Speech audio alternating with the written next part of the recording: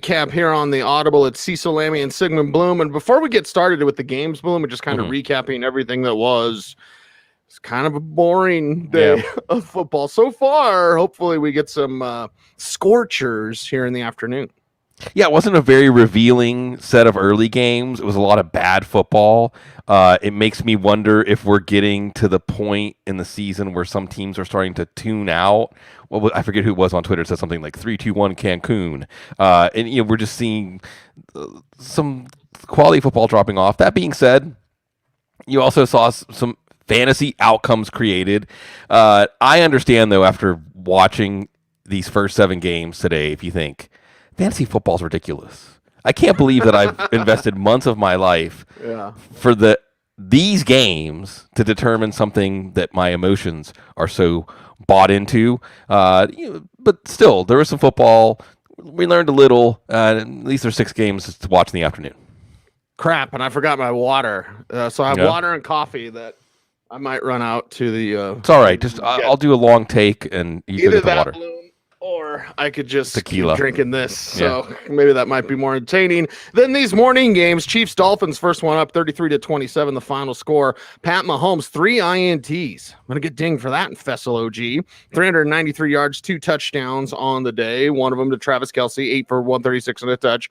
One to Tyreek Hill, 3 for 79 and a touch. Clyde Edwards-Helaire had 16 for 32 on the ground, but 5 for 59 as a receiver. Sammy Watkins, couple of catches, 52 yards. McCole Hardman, 3 for 40 on the day. No one else did much running. Tyreek Hill did have a rushing touchdown to aid and benefit his fantasy day, but Mahomes, a little bit off today against the Dolphins, but they still win. Yeah, see, you've been down to Miami. I was there last year when the Chiefs last played in that stadium. Right. I like to joke about, I've spent some time there having some fun on South Beach, fish New Year's Eve and whatnot. There's the VIP rooms that open up at like midnight or 2 a.m. And then there's the VIP rooms inside of the VIP rooms. That's where Patrick Mahomes was last night, I think. Just a guess. He comes out in this one. He takes a 30-yard sack. Our own Chase Stewart said it's the longest loss that was not either an intentional safety or a fumble on an offensive play in their database. So Patrick Mahomes breaking records out there. Wow. And it was just a rough start. A couple of picks. He threw 2 picks in the first quarter. He threw 2 picks in the first 12 games. And he throws 2 picks in the first quarter. And he throws a third one, by the way, as Xavier Howard with a tremendous one-handed INT. And both of the picks were bad picks. And see, you watch Mahomes enough. He seems like he gets away with one every 2 or 3 weeks. Right. He didn't get away with one. They got some pressure on him. So for the Dolphins defense, you feel good. But you still, we feel good. They only scored 33 on us, Another example, too, like in that stadium where no matter how long or how much you're up on the Chiefs, this team, like Patrick Mahomes, just no flinching, no blinking. Mahomes eventually comes around, and, of course, as it has been, and we talked about this on the show this morning with Mitch Carl, and he was really standing on the table for the Mahomes, Kelce, Hill stack. Because when Mahomes is good, that's usually why he's good, and that's why he was this time around. Maybe you got credit for the McCole Hardman punt return touchdown. You probably weren't even playing him. So you saw that. You also saw him have a fumble in this one. Again, forcing these turnovers. This scrappy Miami defense. I was told, by the way, that they call that the South Beach flu, Cease. I don't know. We won't talk about flu now. When you go to the VIP rooms. South Beach flu. Well, ask Frank Schwab about our time at the Clevelander on South Beach last year for the Super Bowl. Don't ask too many questions, though. Right. Well, you might not be able to answer them. And I think Clevelander, beautiful Art Deco hotel. Of course, we all go to South Beach for the Art Deco architecture there. You also saw Clyde Edwards-Helaire at least get 559 as a receiver, so some signs of life there. But really, what I want to talk about is next week, Kansas City and New Orleans, another interesting test. This was a test that, for a little while they didn't know the answers, but by the end, they were able to get the W.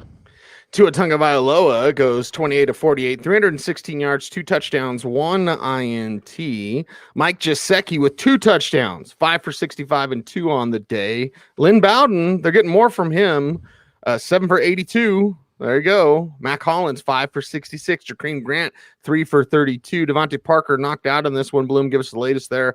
Of course, speaking of knocked out, no running backs that you'll remember, except maybe DeAndre Washington, who had 13 for 35 to lead the way. So not much else from anybody on this team. But the Dolphins put up a fight. And Bloom, I'm anxious to watch this game.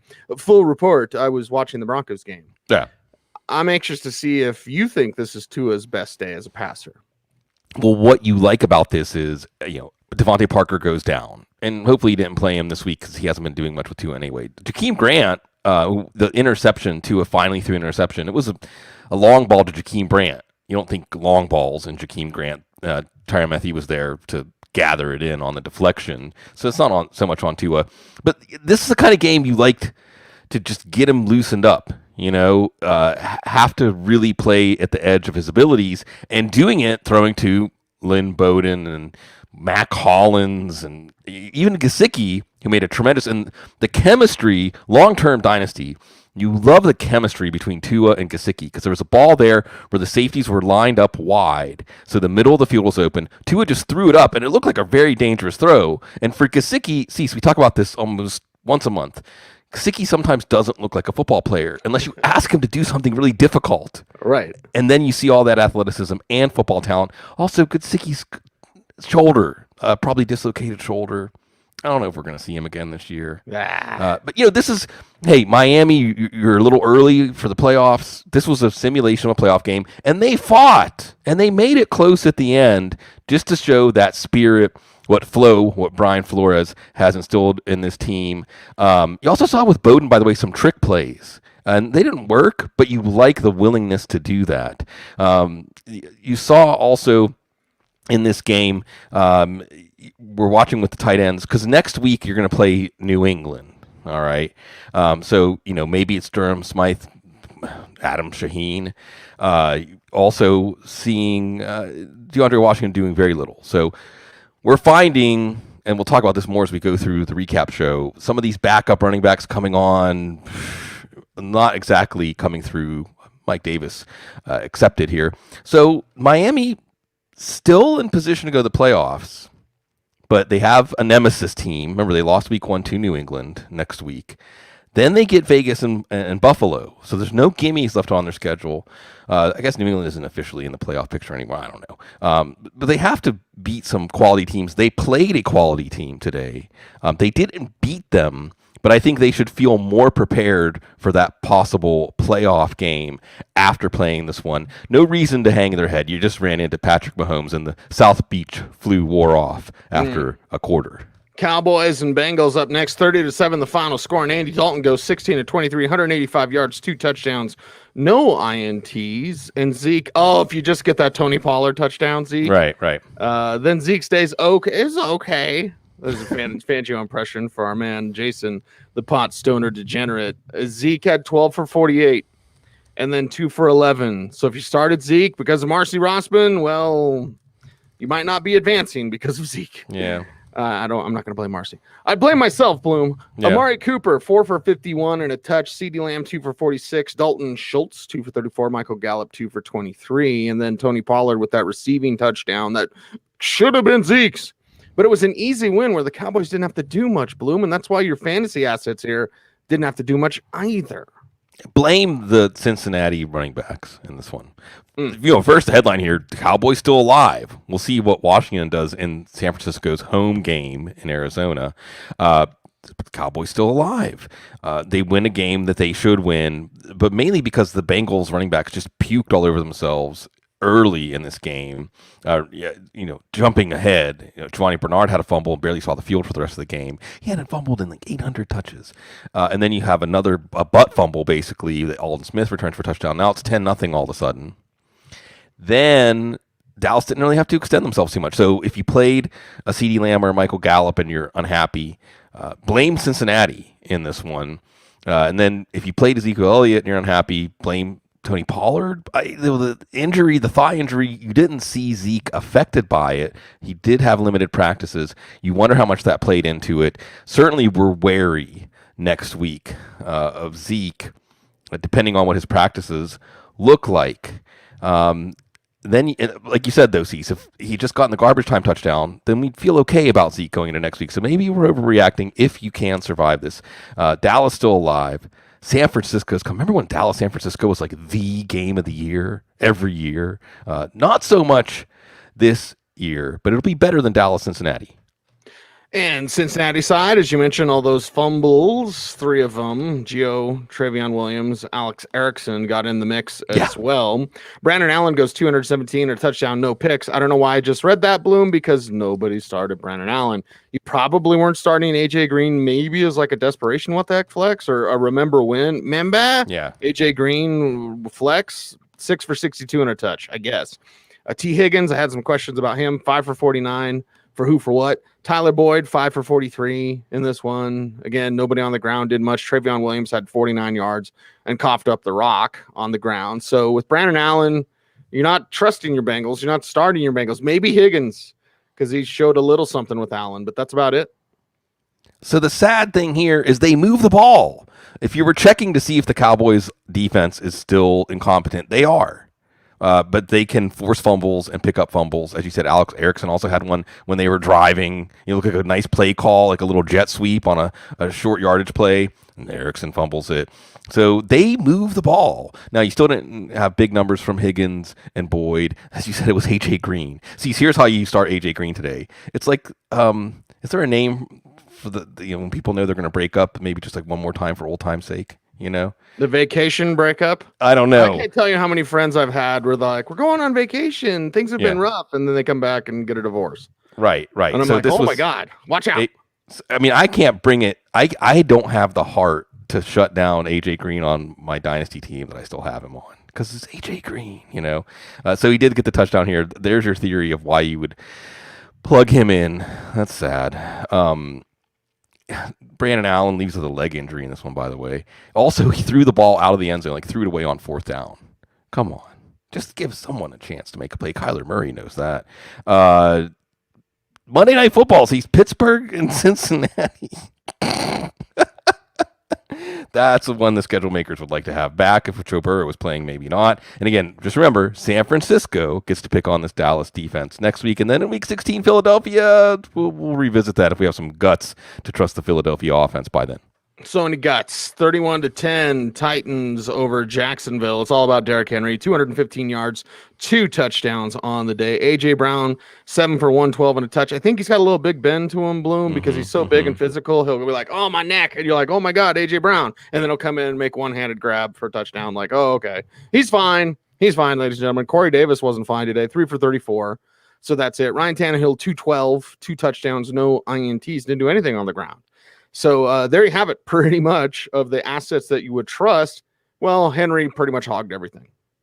Yeah, as it should be, though. And it wasn't like Tennessee didn't try to make this a close-ish game. There was a Corey Davis fumble. There was a 4th down and 2 that they gave the ball to Jeremy McNichols. Come on. Really? How can you have a short yardage running play and not give the ball to Derrick Henry? Maybe because he was tired from running away from the Jacksonville defense. Jacksonville held him to 25 for 84 the first matchup. Not so lucky. And see, you watch Derrick Henry. You were wondering if he was wearing down. Like last 5-6 weeks hasn't really had that splash game for fantasy like we got this week. Not quite a golden ticket game, but a lot of Henry teams are going to advance on his back. He doesn't look like he's opening it all the way up on these long touchdowns. It's like his 3rd gear is pulling away from defensive backs. So he still got it. Absolutely. You did see A.J. Brown, his one-handed catch on a flea flicker, just beautiful. See, there's one-handed catches that are like aspirational. I'm just going to sprawl out there and see what I can do. And then there are one-handed catches where the guy's like, I know I can do this. Like, I'm just going to put my hand out and just grab it out of the air because I'm entitled to that ball. That's my ball. That's A.J. Brown. Again, Corey Davis didn't do much because of the fumble. Johnny Smith is getting upstaged by Jeff Swaim. So that's where we're at with Johnny Smith at this point. We'll see what goes on with him in free agency, but we're not trusting him in our fantasy lineups, except maybe next week they're playing Detroit, so maybe it should be a good week for Tennessee's offense as, they're still in the mix as a team. We're not going to count them out against anybody in the playoffs after the season they've had, and they looked good against a bad team. All right, let me fast forward, get this crap out of the way. Yeah. I have a question for you. Okay. James Robinson, 67 yards on the ground. Jabe Robinson, also 16 yards receiving. Keelan Cole, touchdown, 67 yards. Nobody started him. Visca, 6 for 49. Nobody started him. Glennon Minshew, who the hell cares? Doesn't matter. What the hell happened to that James Robinson touchdown? It was DJ Chark, jersey, and he like pulled through, and he got. And I was just watching Red Zone while I was watching the Broncos game. I'm like, more points for my James Robinson and Fessel OG, and then he doesn't have a touchdown. Damn it! No, DJ Chark was supposed to line up off of the line of scrimmage, and he didn't. He lined up on the line of scrimmage. And DJ Chark is just falling apart for fantasy. Nothing here. Gardner Minshew comes in. So if you did happen to throw Keelan Cole in there, he got you 7 catches and a touchdown. Visca had a lot of catches in this one if you happen to play him by accident.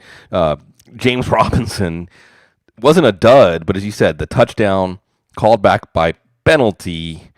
And we'll see if it's Minshew next week, if it's Mike Glennon. Maybe, I guess we're hoping for Minshew if you're going to play any of your Jacksonville options other than James Robinson against Baltimore. And Jags fans start learning those quarterbacks, although unless the Jets win, not Trevor Lawrence, the other quarterbacks. The other guys, Cardinals and Giants, 26-7. The final score, Cardinals get the win, and Kyler goes 244, 1 touchdown, no INT. Also 47 yards on the ground. Kenyon Drake with 80 yards on the ground, a rushing touchdown. And DeAndre Hopkins, 9 for 136. Dan Arnold with a receiving touchdown. There you go. Chase Edmonds didn't do a whole lot. 32 yards on the ground, 21 yards on 4 catches through the air.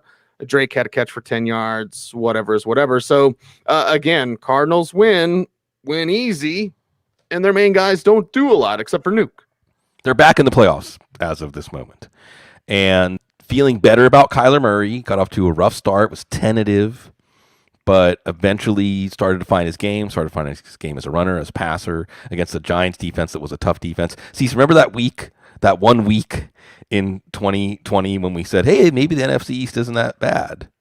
It's over. It's back to the Giants are tied for first place, and then this Giants team, they didn't cross midfield for like half of the game. So Kyler Murray, you're feeling a little better about playing him next week against Philadelphia after you saw him do some more as a runner. He had basically, can you throw a Hail Mary from the 15-yard line, the opponent's 15? Because that's what he did to Dan Arnold. Like everybody was coming and bearing down on him. It looked like he was just throwing it to a spot. Dan Arnold was waiting for the ball at that spot. And it was Nuke. DeAndre Hopkins, you're going to this one. Murray's not playing well. There's the James Bradbury factor. They're not being creative. It's ugly. If you look at the usage, it's just so predictable. But DeAndre Hopkins says, no, I'm never that predictable. You also saw in this one, by the way, Marcus Golden had a strip sack that set them up with 1st and goal. They ended up getting 0 points on that drive. But that's a true revenge strip sack play there, as he was not happy with how the Giants handled him going into free agency this year. Dan Arnold's touchdown, by the way, came after a Dion Lewis fumble. So it wasn't like the Cardinals were going up and down the field.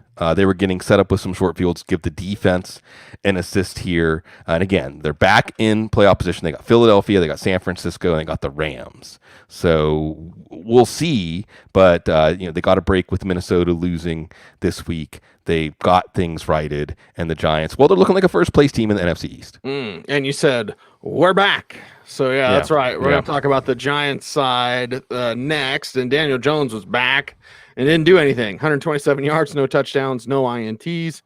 At least he didn't fumble the rock. Well, wait, he did fumble it 3 times and lost one. So there you go. Scratch that. Magic of editing. 127 for him as a passer. Wayne Gallman comes in 57 yards.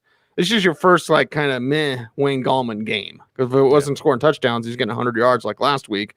3 for 16 as a receiver. I hope you weren't starting Darius Slayton, 3 for 31, or Sterling Shepard, 3 for 35, or Golden Tate, 1 for 39. Dion Lewis gets a rushing touchdown. Big deal. And the Giants are the Giants. Yeah, they are the Giants. And the offense was so futile. We did see Colt McCoy by the end of this one. Daniel Jones, just not as dangerous. You saw one bomb to Golden Tate, and it was Dion Lewis. This is just like the Ezekiel Elliott bad beat. Why wasn't it Wayne Gallman on the short touchdown? Gallman still playing well, not getting that one short touchdown that his offense had to offer. Hassan Reddick, 5 sacks. Yeah. Wow.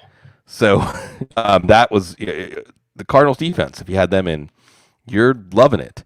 And we'll see what Washington does again as we record against San Francisco. Cleveland next week facing those Giants. Get ready for a lot of Nick Chubb coming at you. Nick Chubb coming at you, ladies and gentlemen. And that means, well, lots of good things. Let's talk about the Bears and the Texans, 36-7. Not much good. Yeah, real bad things. And you're Deshaun Watson. You're like, oh, my God. 219, 1 touchdown, no INTs. Oh, Deshaun. Do we really want to talk about Buddy Howell? Right? Chad Hansen, 756. That's fine. Kiki Cutie with the touchdown, Bloom. I thought of you when that flashed up on the ticker. Yeah. I was like, I wonder what Bloom's wearing right now. No Kiki socks. Cutie socks, of course. No. Just nothing here. Yeah. Dude, there's nothing. There's nothing except to talk about how miserable this game was for the Texans. For Deshaun Watson. That's the thing. Yep. The good news in 2020 for Deshaun Watson is Bill O'Brien got fired. The bad news is the football gods have conspired so that, his number one receiver was Kiki Cutie. His number two receiver was Chad Hansen. Duke Johnson had a fumble. Eventually, they're like, let's just see what Buddy Howell can do. We haven't been keeping him around for anything other than special teams. Kiki got the touchdown early and then barely anything else. He also fumbled a punt in this one. It wasn't a total loss, though. The touchdown made it not a total loss. Not what you were looking for, though. And I suppose, Cease, this is one of those tests because the Bears' defense didn't look great last week. But how much can a quarterback do when they're throwing to their number 4 and 5 receivers? Not much. As Brandon Cooks was announced out this morning, Jordan Akins had one that hit him in the chest. The sun got in his eyes or something. I mean, he didn't even make a play on the ball.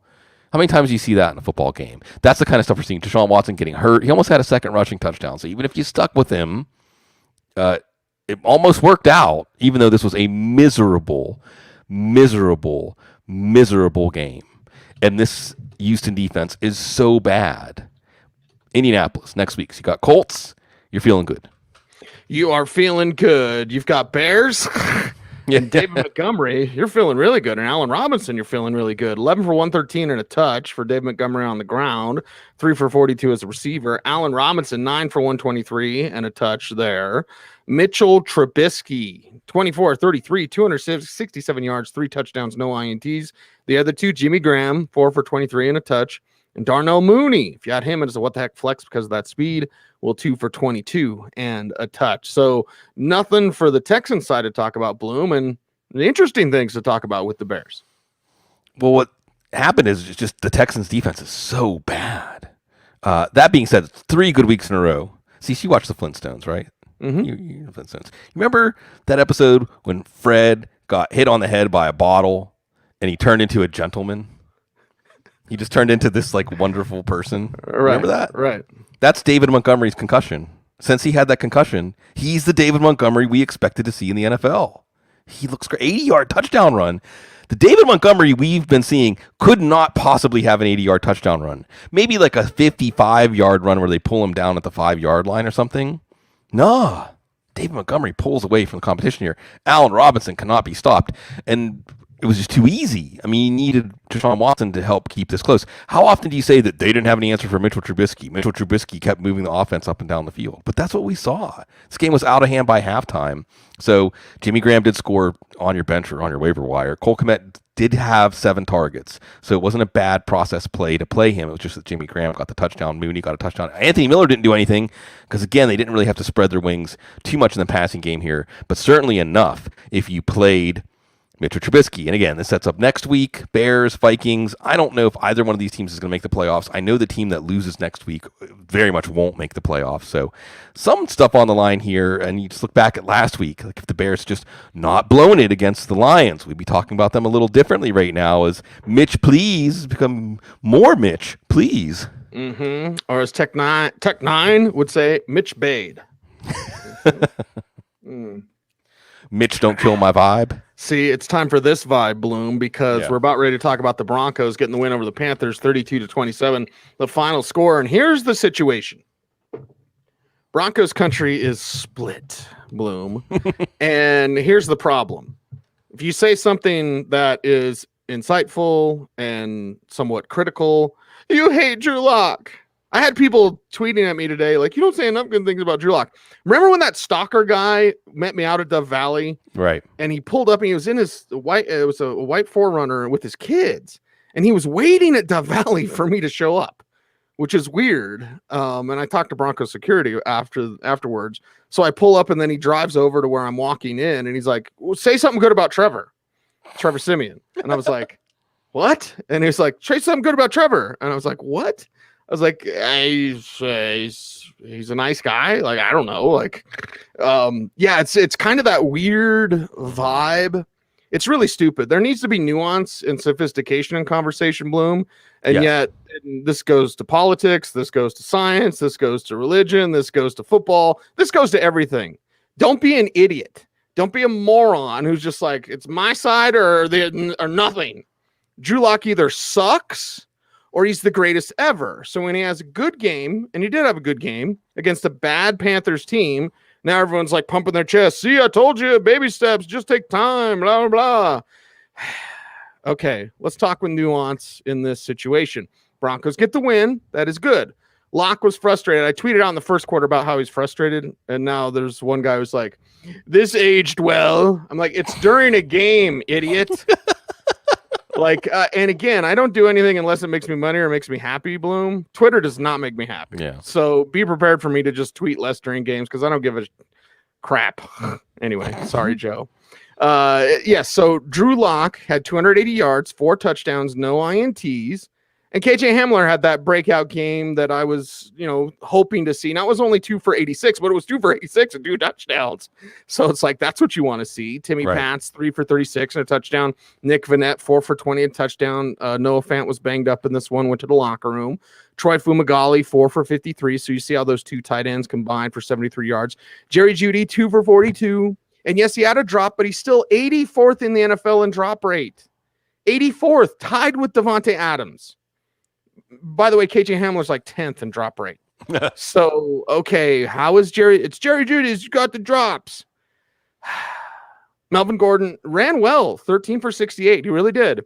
And then 3 for 23. Phillip Lindsay looks terrible out there. I mean, he looks terrible. I know he's not healthy because he got the little turf toe thing, but he just looks, I'd rather see Royce Freeman, honestly, than Phillip Lindsay out there, Bloom. So let's get to the rational reason conversation. I'm sure you were totally dialed into this game. Yeah. Probably not, because it was not that great. It was a little more high scoring than I thought. I had 23-20 Broncos win. But here's the thing with Locke. In this good game against a bad team, it doesn't mean it's fixed and he found everything. And him and Shermer did come together. We can talk about the screen passes. They never threw a screen before, like last week, Bloom. They had thrown like one screen on the year. So now multiple screens, you see short passes. Locke was dinking. That's why he's 70% passing. It doesn't mean he figured it out. It means the first reads were open and they did easy stuff for him. So again, it doesn't mean he's the answer. Just like the crappy games before, it doesn't mean he sucks forever. Please, nuance, logic, reason. And that's why, Bloom, you're here. I'm here for the passion and the tequila. I'm here for the tequila also. Well, with Locke, we've seen him have some big fantasy games. It would make sense against a defense. Garrett Bowles was out for this one. He thought Brian Burns would be introducing himself to Locke a lot. But, the talent, right? KJ Hamler and his speed. You also saw Tim Patrick got that touchdown to work out for you if you played him. Melvin Gordon is still playing well. I didn't get a touchdown on this one. I thought there was a few chances maybe they would go to him at the one, but they didn't. Carolina defense again. I mean, that's one of the things maybe we're going to take out of this is pick on the Carolina defense. By the way, Saturday, Carolina plays Green Bay. So you're liking your Aaron Rodgers fantasy teams for that one. If Drew Lock can do this, Denver plays on Saturday too against Buffalo, by the way. Yep. So your Saturday's open and Noah Fant. Oh boy, there's a lot of like, and maybe that's what he's doing right now is he's sick. Left the game with an illness. Didn't return. And what sucks is that when you look at the numbers Fumagalli put up on that tight end screen, I mean, Fant probably would have housed that, right? Except he doesn't know how to set up his blocks on a screen. You saw Vanette get a touchdown and a handful of catches. It was there. It was good process to play Noah Fant. Just like it was good process to play Giovanni Bernard, in so much as Dallas's defense was not good. Even Brandon Allen moved the ball against them. So even Troy Fumagalli had a good fantasy game. Nick Vanette had a good fantasy game. So it's just a shame. The good process, bad results. We'll see what kind of results they get. Hey, Denver, a plucky team. Face Josh Allen. See if they can give off Josh Allen some fits, or Josh Allen gives them fits. He'll be tougher to face than Teddy Bridgewater. Tougher to face than Bridgewater. And, well, it was still a fantasy day for Robbie Anderson, 8 for 84, right? Curtis Samuel, 7 for 68. You play in a PPR league, and who doesn't? That should be good. Usually half PPR, half pregnant. Mike Davis had 2 rushing touchdowns. That was good. 51 yards on the ground, 5 for 42 as a receiver. Really, the plan should have been to not pass 40 times with Teddy, but run 40 times. And for some reason, they were like giving Rodney Smith early carries, and Trenton Cannon got a carry for whatever the hell reason. And like Mike Davis just didn't get enough. And then Teddy passing 283, no touchdowns, no INTs. That's not the way you beat Denver. You beat Denver on the ground by running the rock. And they didn't do that today and fall short because of it. They tried to come back here. Teddy ran in a touchdown and did okay. If you're playing him against the Denver defense, who looked good against Patrick Mahomes last week, it was about Mike Davis getting the 2 touchdowns, also had 5 catches in this one. So if you went back to him, I don't know if we're going to see Christian McCaffrey against Green Bay next week. You'll like having Mike Davis to get your Saturday off to a good start. You expected with DJ Moore out, and we'll see about DJ Moore on Saturday, but you expected with him out that there'd be a lot of targets for Anderson and Samuel. You were right, a lot of short targets, but that helps in PPR. You wonder, I mean, look, Teddy had a chance kinda at the end. So does he keep getting to start? I think this team knows that he's not the answer. Now, he has enough guaranteed money next year that I don't think he's going to be off the roster, but why not some PJ Walker? I don't know if we're going to get to see him on Saturday, but just keep that in mind. And there were some times, during this year, we're saying, wow, Carolina, wow, competitive, wow, ahead of schedule. This was not one of those times. No, not at all whatsoever. Final game of part 1 of the Week 14 recap here on the Audible. And then we got to get to all these touchdowns in the afternoon game. I know. Holy cow, we got to go. But 26-14, the final score, Tampa Bay bounces back over Minnesota. They tried. And they tried with Dalvin Cook. Ooh, oh yeah. Wow. 22 for 102, 1 touchdown for Dalvin Cook. Couple catches, 8 yards there. Irv Smith, 4 for 63 and a touch. Adam Thielen, 3 for 39. Justin Jefferson, 4 for 39. Double. So the guys you were relying on didn't do anything except for Dalvin Cook, Bloom. And that sounds about right. Such a sad game for the Vikings because they go down to Tampa and they come out with a lot of Dalvin Cook and it works. And he's running the ball well. You're going to establish the run against Tampa. There's going to be a lot downfield. And then just it fell apart. And I'm holding the kicker responsible. Dan Bailey missed an extra point, and then he missed 3 field goals. This should have been a game. This should have been a tighter game.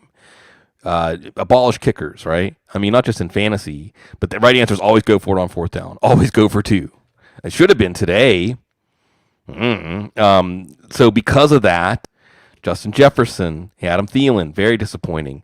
Irv Smith, not disappointing. This is a bit of a risky play with him coming in the talk that he's going to play limited number of snaps, but he looked good. Should have been playing, at least in the passing game, target-wise, over Kyle Rudolph. You also saw Tyler Conklin. So that's what you got in this game. Tyler Conklin and Irv Smith, the leading 2 receivers. And that was it. So again, we're setting up that elimination game, and Kirk Cousins also disappointing because of those receivers not making the big plays downfield. It wasn't a lot of time to throw downfield because of how things went in this game. Chicago, Minnesota, elimination game. Tampa Bay can breathe a little easier with this win when they look ahead to their playoff fortunes. When they look ahead to those fortunes with Tommy Brady. A couple of touchdowns, 196 on the day. Also missing Chris Godwin wide open on a deep throw. Right. Maybe the coverage confused him. Ronald Jones had 18 for 80 and a rushing touchdown. And Rojo also had a catch for 4 yards. Mike Evans, 3 for 56. Antonio Brown, 5 for 49. Scotty Miller, 1 for 48 and a touchdown. Then he left the game, Bloom. Is that right? Double check on that. Mm-hmm. Rob Gronkowski, only 1 catch, but it was for a touchdown. So there you go. Started Gronk. You got that. And the Bucks get this win that could have been a closer win, but still a win. Yeah. And, again, earlier in the game, you thought, oh, boy, Tom Brady not doing too well. I can't confirm or deny anything about Miller yet and the injury, groin injury. But he talked to the media after the game, so Dr. Dean tells us he's probably okay. You had, again, not a great game for Tom Brady for fantasy, hooking up with Scott Miller, hooking up with Rob Gronkowski, but also know that there was a Mike Evans pass interference in the end zone. So if you played Mike Evans, you're like, he drew pass interference in the end zone. And Ronald Jones finished that. Ronald Jones, you're happy with. Gronkowski just got that one catch for a touchdown. He also set up a field goal at the end of the first half on the Gronk Mary. See, you know what the Gronk Mary is? The Gronk Mary? What's that? Forget about the Hail Mary. Just throw to triple covered Gronk, and he'll draw a penalty in the end zone. As Brady lets it go, you're used to seeing a Hail Mary like a whole bunch of bodies. There was a whole bunch of Minnesota bodies, but only one Tampa body, but it was Rob Gronkowski. Antonio Brown is going to hurt Chris Godwin, except maybe next week against Atlanta. We'll see if Tampa's pass offense can go off. We'll see how that works, and we'll see what the second part in these games tell us. Bloom, we will be back a little bit later this afternoon. 6 games. 6 games. So we'll be back to recap ththose before Sunday Night Football, so we can get that in. Go. So there you go. I'll cut that all out. And we'll be back. Everyone come back to the YouTube channel. Like, comment, share, subscribe. Thank you guys. See you in a little bit. Stay tuned. Stay frosty.